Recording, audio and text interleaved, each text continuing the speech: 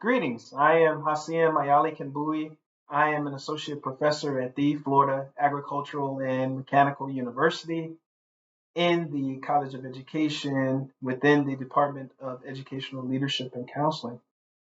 I felt inspired today to share with you my thoughts and observations about a word that I've been hearing quite a bit for a very long time. The word is not new. However, my thoughts and observations on what I've been hearing and what I want to say perhaps are. And that word deals with consciousness. However, before I get into that, I want to say that I often peruse YouTube quite a bit. YouTube is a source of information, some of it good, some of it bad.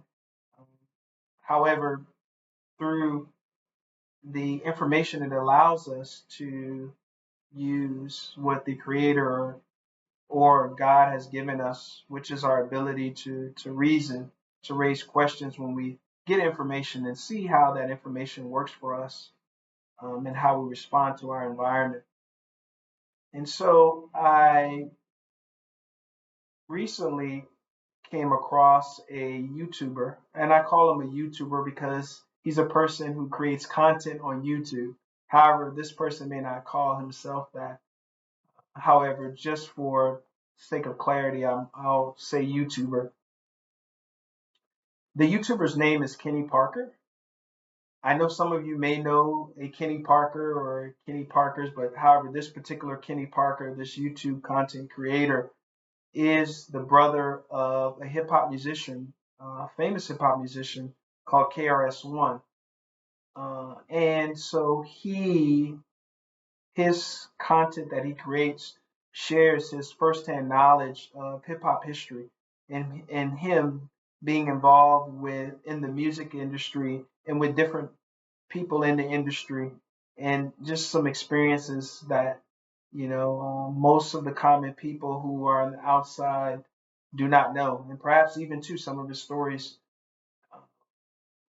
that he shares, even some of those people that are in hip hop history may not know. However, what I like about his ability to tell his stories is that he appears very genuine, and I sense that he also sees the importance of of keeping or establishing and keeping relationships. And so when he came across my channel and I watched this video, I felt inspired to sort of talk about what I'm going to be talking about today, dealing with consciousness.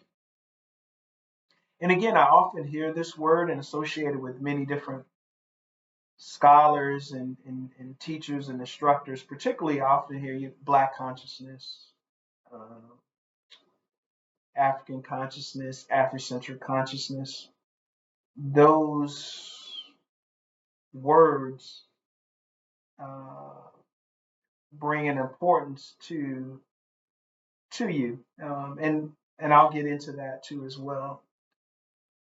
I recently wrote a book called The Definitions: Africentricity, Afrocentricity, African-centered, Africentric, Africentric Pan Africanism. And while I'm bringing this up, it's because this has a bearing on what I'm going to be talking about in dealing with consciousness. Is that I wanted to look at in those terms that I previously mentioned. Those terms are all related. They're related to the study of African history, culture, and behavior.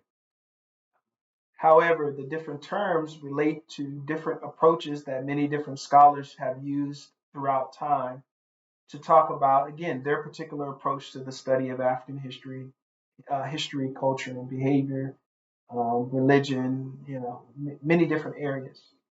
And so, even though these terms have been around for a long time, there is still some confusion around the terms. And so, one of the things that I did is collectively, I took the approaches, brought them together, and unified them under one term called Afrocentricity, right? To first define it. What is it?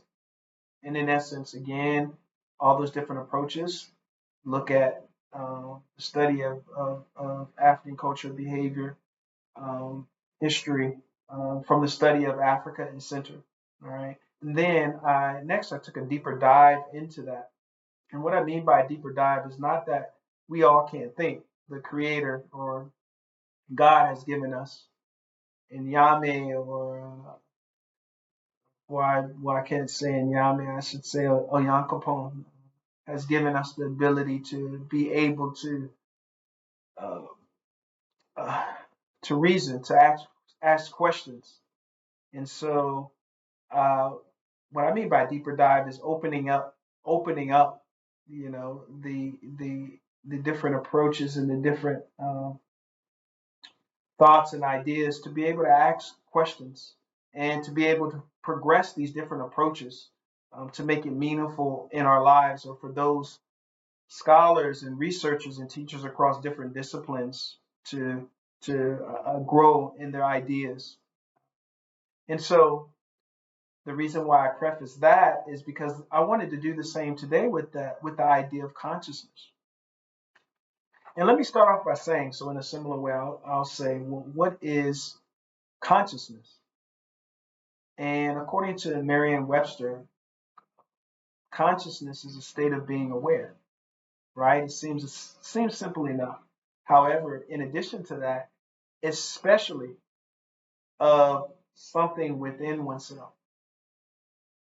And so, with that definition, however, we can also take a deeper dive, as I did again in my book, dealing with the different Africentric approaches, uh, taking a deeper dive into, well, what do you mean, especially within oneself, and why does that matter?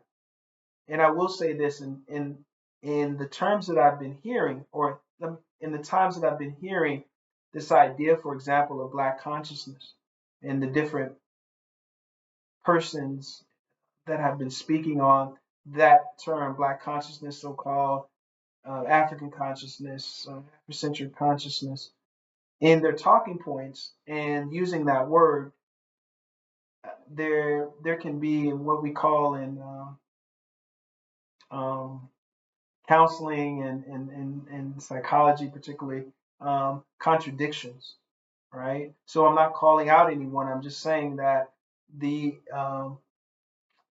in using the idea, for example, of Black consciousness and espousing these particular talking points, uh, they're, they don't match up.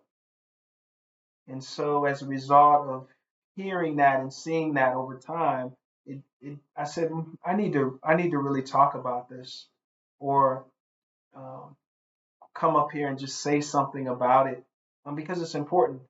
Because if I'm hearing it, I know you're hearing it, and so when you're hearing this and you're listening to the speaker, or persons or whoever share it, is are you are you able to use your brain? Are you able to raise questions to take in that information and process it and apply it? That's the thing. Being able to apply it. You hear information, you reason it, and then you're able to apply it.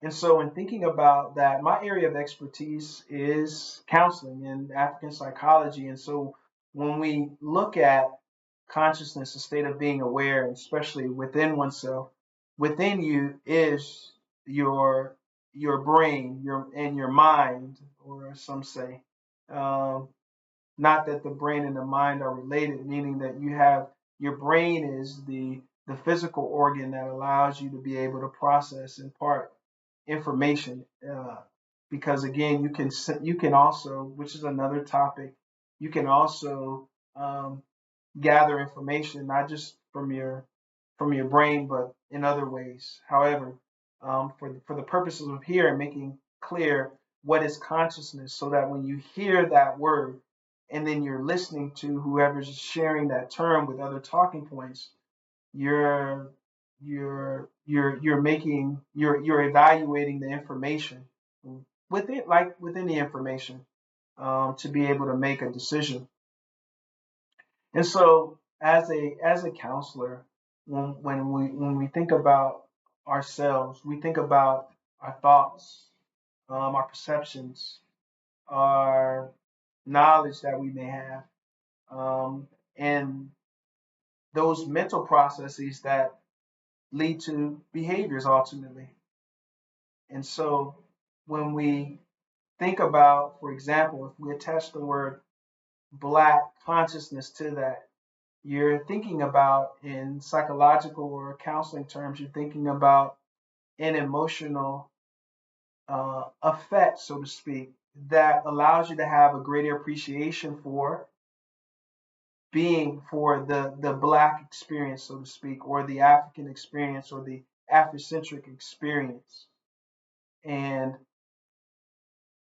so when I think about consciousness and my experience with it in dealing with Afrocentric consciousness, I sort of think about that I've lived 4 or 5 lives. I'll probably say 4 lives.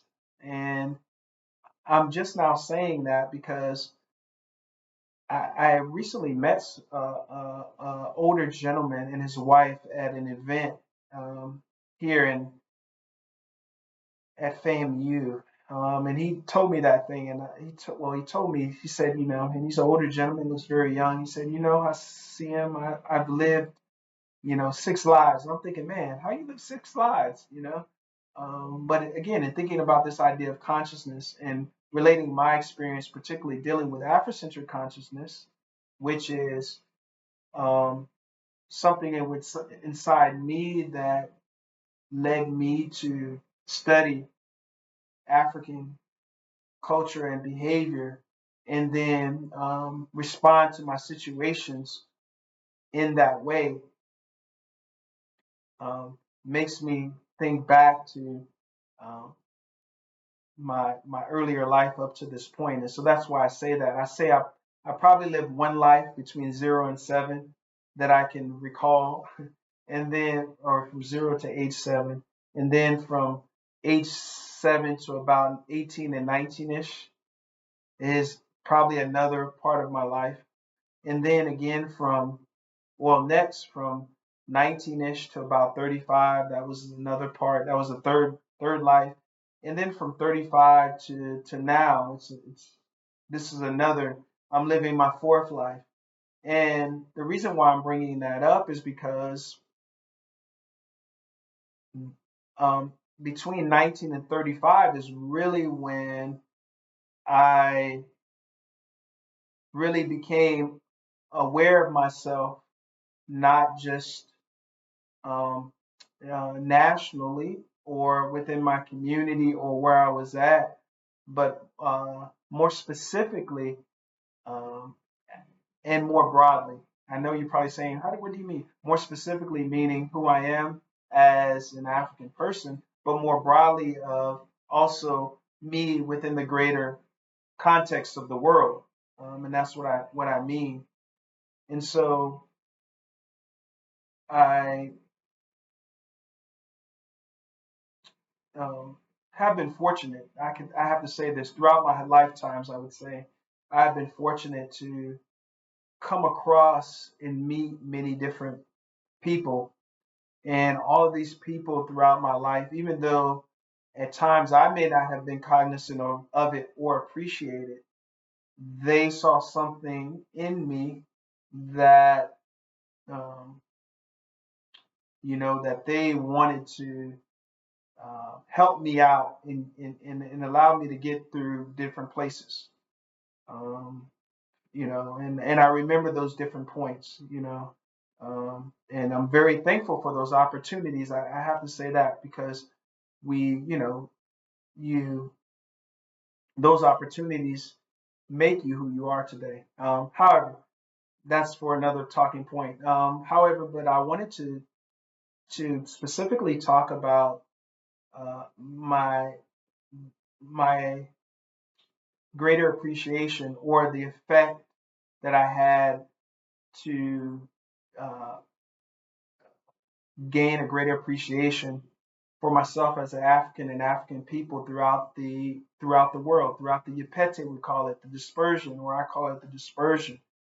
And that occurred because of I had met an African American traditional healer, and I remember at that young age that he told me then, he was like, I will introduce you to a whole new universe. And I said, well, what do you mean a whole new? Even at that time, I was like, what do you mean by a whole new universe?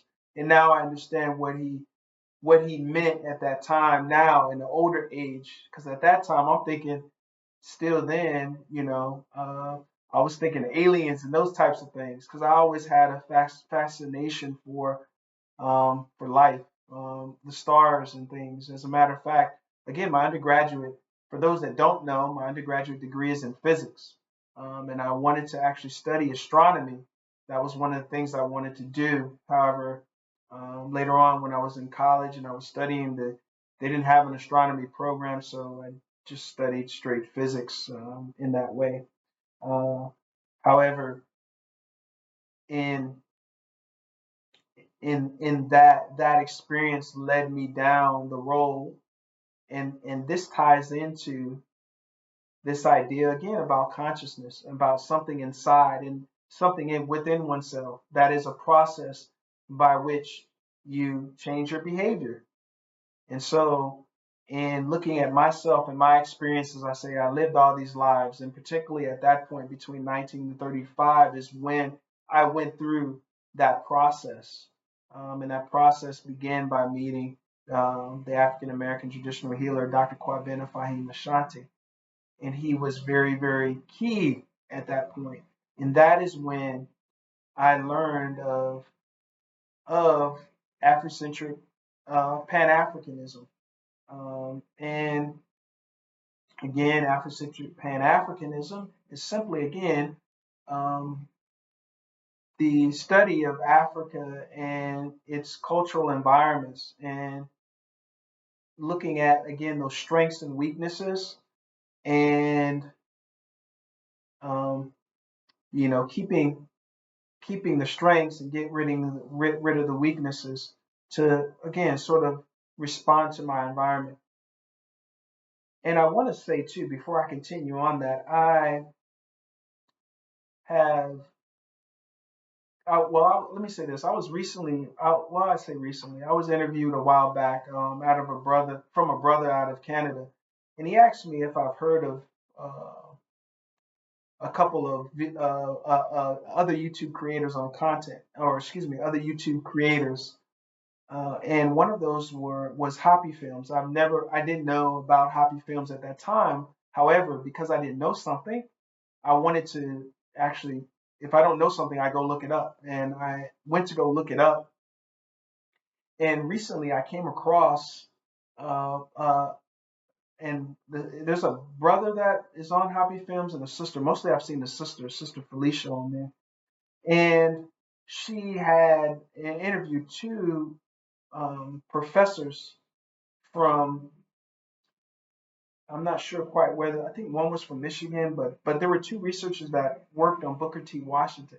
And why I'm bringing this up is one, I didn't know about Hobby Films at that time. Now I do. But also two is because Booker T. Washington is really key in what I'm sharing about or talking about today, and that history does matter and history is important. However, in the way I interpret it, history really means nothing unless you have some intelligence added to it, so that you again can go back into my point about Afrocentric Pan African and my experience with this consciousness. Be aware of the strengths and weaknesses. In other words, it's not just history is not just the reading of information and facts. It's an evaluation and an assessment in part of your strengths and weaknesses to make the necessary changes for where you are. So in many ways, for African people in the Yupete, it's about where you're from. Yes, it's about being originating from the continent, but it's also where you're at in terms of also being able to assess your strengths and weaknesses. In which now in this what the media projects as this woke context is that is one of the things that they're leaving out. You know, it's like in looking for solutions. A lot of times we don't also appreciate the weaknesses, um, so that we can make changes. So, for example, in this new book that I'm should be releasing, it's called uh, "Changing Research for a Changing African World." But I sort of talk about the the the study of African culture and behavior for our mental health and human productivity, and then but also in looking at culture and rules as a way of life, coming up with a plan. And a plan is important, but behind the plan, you must have a theory. And so I get into this whole idea about, or I talk about rather, in that this idea about the attack on critical race theory. And of course, um, they want to remove, and so, well, some say they want to remove critical race theory from higher education and those types of things. And my thought in education about that per se is that critical race theory has its limitations. However, what theory do you know that doesn't? So, in other words, you want to be able to assess the limitations of anything, because not just get rid of it. You get rid of it, there's no thinking involved. How are you thinking? You get rid of it, and then what? And so, um, history should be about strengths and weaknesses. And so that is important in how I came to grow and develop, is that um, between 19 and 35, I went through what is considered the African Rites of Passage program, in which I learned about Africentric Pan African theory. Okay, so in this particular approach into the study of African culture and behavior by Kwabena Ashanti, um, gave a provided a definition, but also with the definition of it, of our concerns based on the culture and environments of Africa, wherever we are, also gave a model by which we can be intelligent about how we make judgments.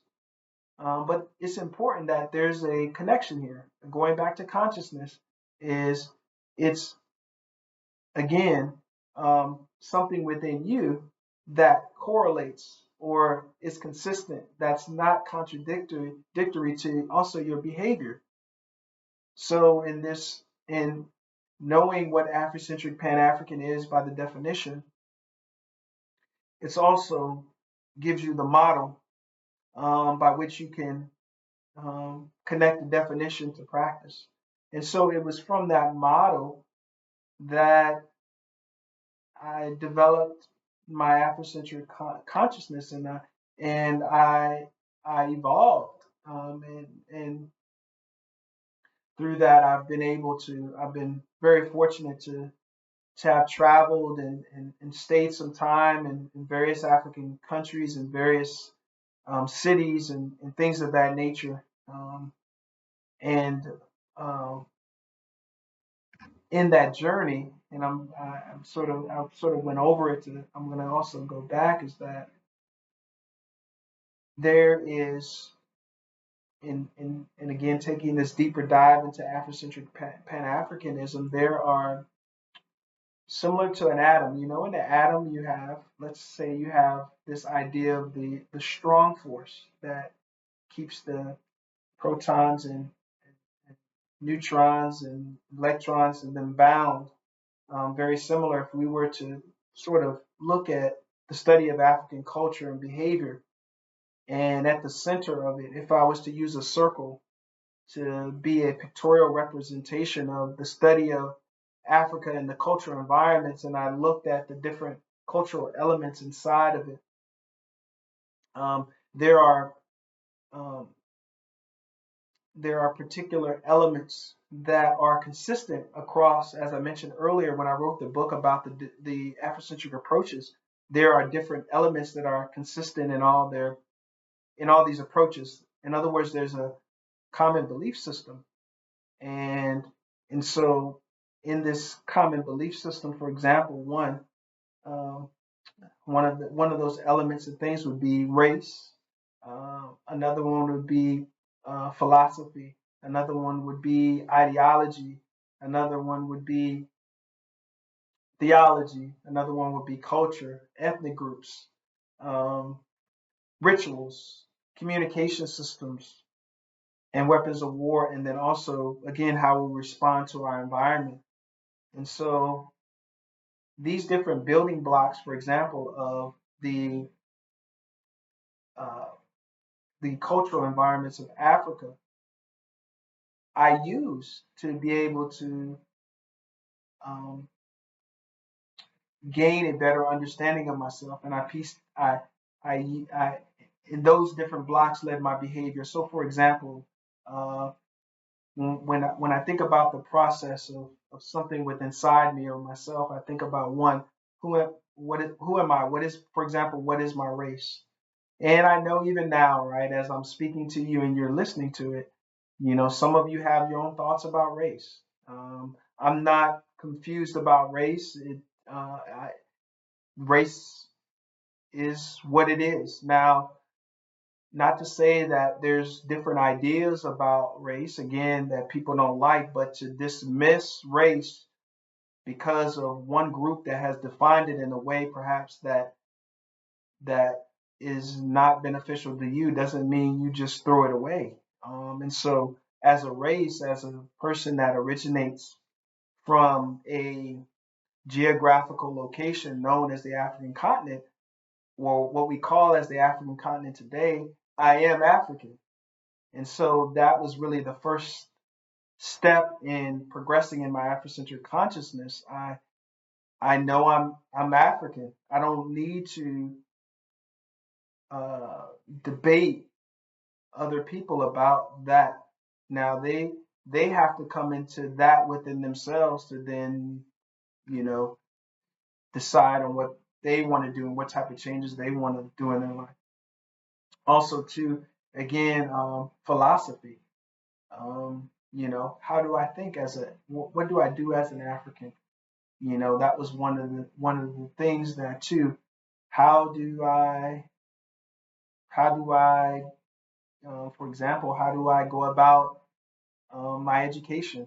I know there was in Du Bois's book, The Souls of Black Folks, he talks about his experience in college and what he did and how he what his beliefs were in terms of his study habits and why he was there. It was very interesting, I think. And so as an African, my thinking was later on when I was in college that, hey, look, between 8 and 5, that's me. That's the books. Now after 5 o'clock, that's my time. But between 8 and 5, between sun up, sun down, or shall I say sun up, sun resting. Some Africans say the sun's resting. That was what I did. I study, study, study, study. But then after that, then I had my free time. So that's an idea about my thinking as an African about agriculture and planting. One of the things was I at that particular point in time too, I learned how to grow plants and crops and things of that nature that's important to being able to sustain your chickens and learned about different plants and those types of things and what the plants. So agriculture is important. And then ideology, how do you behave? One of the areas that again, my area of specialty is counseling education. I, in one of the classes I teach a plethora of classes. However, one of the things that I teach is dealing with human sexuality and sex education. So in other words, there's particular sexual behaviors that are important. And so, the practice, for example, of anal and oral sex, that's not an African sexual behavior. And so those certain sexual behaviors are practiced and some are not, and that's important too as well. theology. Um, so one of the things that I wanted or that I learned about too, and in part, this is perhaps because of my teacher again, because he was African American, but he was an African traditional healer. So I learned a lot about African traditional religion because he was a practitioner. So I learned about African religion, and in part, a lot of the my trips to the continent was based on that because I wanted to learn more about African history. Excuse me, I say African. We had African history, but African religion, and then those different practices and things of that, and things involved with African culture and behavior. Um, and I learned as well during that time. I learned how to pray in African in African in Twi in African traditional language and all that, and calling upon the Creator or what we call God, and calling upon the Yankapon and Yami and different and the Creator and the different gods and things, and also too as well. I For more detail on that, I have another video online dealing with a book that I wrote with Africentric Pan African religion that I put up. So if you wanted more information on that, but I'm just going over this to talk to you about my transition into Afrocentric consciousness and where I'm at today. And then after that, to ethnic groups, right? So again, African people are throughout the world, right? However, based on our physical characteristics, based on our on other things, languages and things of that nature, we consist of many different groups. And so, for example, my ethnic group is I'm Nigerian or Hausa from my father's side. From my mother's side, I'm still doing some research on that. Um, and I plan to talk about that at another time because I found something out very interesting on that side. But learning who my ethnic group is, and once you learn your ethnic group, then you can look at all those other pieces before that. So, for example, Nigerian and Hausa, what are some agricultural practices? What are some philosophies among the Hausa? Um, and it's very interesting too. I talk about this in another video. I went to Ghana for the first time. This was probably right after I got out of undergraduate. And I never forget that I was in the city of Kumasi. By the way, Ghana is, those that say Africans don't associate with African Americans or they don't respect you. That's not been my experience. Every time I've gone, I've always been treated with respect, and likewise, I treat our cousins, our brothers and sisters with respect. But I was there in Kumasi, and every time I go, I always dress, traditional, and while I'm there, um, and it's weird because you go over there, and you're starting to see more and more now Africans in uh, more European clothes versus African clothes. However, I never forget while I was there, there was a Hausa brother that came up to me and he spoke to me in Hausa, and he was telling me how I looked like his cousin, and I had a similar experience too in Ethiopia when I was there. In part why I have my um, well, it's interesting why I chose my name or have my name one of my names, but also too I had a similar experience even in South Africa when I went there. I was at the South African airport, and this gentleman is talking to me, and then he comes up to me because obviously I may not have heard him, but I turn around because I hear him approaching me, and I he says, "Man, you look like my cousin, blah blah." And so we laugh at the moment. And I actually share with him about my experience in being in Ghana and that experience among the Hausa people. So in that ethnic groups, rituals, so education, um, that's a part of why I'm in counseling. I was again a physics person, and I taught middle school math and science. However, in doing that, a lot of the students um, academic concerns also have, or they also bring their personal social concerns.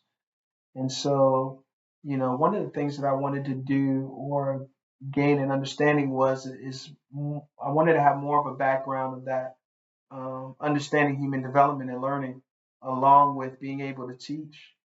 And so, through that, and understanding African culture, I wanted to be able to merge the two. And what I mean by that is providing education based on African culture and behavior to relay those to the students. But that's what I went through, different rituals of understanding how to impart, to actually teach. That's the most important thing. And within education, you have, the instructor. So it's not just about the curriculum, it's also about the teacher. But what I mean about the teacher is the teacher's skills and abilities and knowledge that really matters. And so over a period of time, when through my interactions with Dr. Shante, but also being involved with the Africentric Rites of Passage program, that's when I learned about the pedagogy, so to speak, of Africentric Pan Africanism, and growing in that, and in me as well as becoming a teacher. And a lot of times I use that with my students in their classes. So I have, over the years, I remember I had a student. She got she got pregnant. Her and her husband were expecting, and I always say, have you thought about giving your child an African name? And so I had a book on African names that my mother actually brought, when she gave me my new names at that time, and still have that book, and I allowed her to borrow it to look at different names for her son. And so that was one of the things that I do, and in my interaction with students. Also, too, weapons of war and communication system, and this was really important in my development in terms of Afrocentric consciousness, because um, I again I've been fortunate to come across many people in my lives, and I'm so fortunate to have those opportunities, and another opportunity came about, meeting a brother who was out of this world. And today I'm very thankful. I mean, along with having the theory and model of Afrocentricity and applying it, particularly when it relates to these weapons of war and communication system, it was my martial arts training that really allowed me to grow and develop, and have a particular um, uh, responsiveness to being African centered. I will say, at a young age, and again, this goes back to what I said. I've just been fortunate to have a lot of people um, who saw things in me, even though at that particular time I may not have seen it in myself. But at that time, looking back on it, I was perhaps, like many African American males, uh, had a lot of anger in them. As a matter of fact, uh, that anger continued up until I was 18 or 19, but it was through this block of weapons and war and media systems that I realized, like, look, um, as an African, it's important that you be able to defend yourself. But in that too, you have to be proactive, or you have to have some thinking. Now, when I went into martial arts and I met this brother, my idea of going into that was, man, if I'm going to be able to protect myself, if anybody picks on me, I'm going to be able to defend myself. That was my thinking when I started. However, that wasn't my thinking as I progressed through that. If anything, it was totally the opposite. It wasn't about, um, that thought of if somebody comes and approaches me. It's just being able to defend yourself should something happen. And I'm very grateful to meeting this brother who was in the Nation of Islam, and I talk about in these books that I mentioned earlier throughout the video, and then also um, the ones that I write, I always mention their name because they were key into my development. Master Nathan Ray, excellent.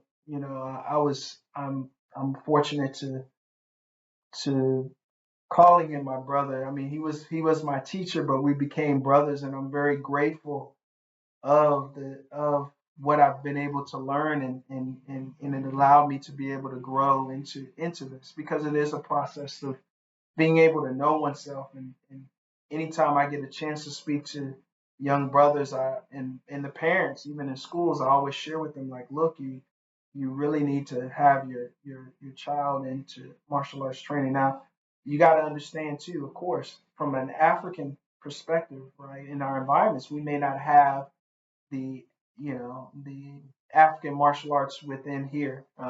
However, as my martial arts teacher says, the human body is the human body. So you can still learn your African culture, still practice different techniques, and still be who you are. That's the most important thing. I can still be who I am, uh, having a a a certain thing on. But that's for another story. But I was just bringing that up in terms of my development in Afrocentric consciousness. So I owe a great deal to that. It allowed me. I, Maybe I can go in that to another story, but the mental and physical training that I've had has really allowed me to grow in my understanding of Afrocentricity, as well as other areas. And then also too, again, making aware of my environment. As I said before, when I initially started training many years ago, my thought was, somebody puts their hands on me, I'll be able to defend myself. But now the the martial arts training is more mental. It's in other words, you you not only you understand the fight within yourself, to either take it to physical, or being able to master yourself and use your words and handle situations without even taking it to that point. And so that is really an understanding, even of the environment, that block that I mentioned. And so that is what I really wanted to come on today and share a lot. I probably shared a lot. Let me see. Maybe I did. But the whole idea of me coming on and being brief and inspired today was to talk about this idea of consciousness, and really talk about my experience into coming into Afrocentric consciousness.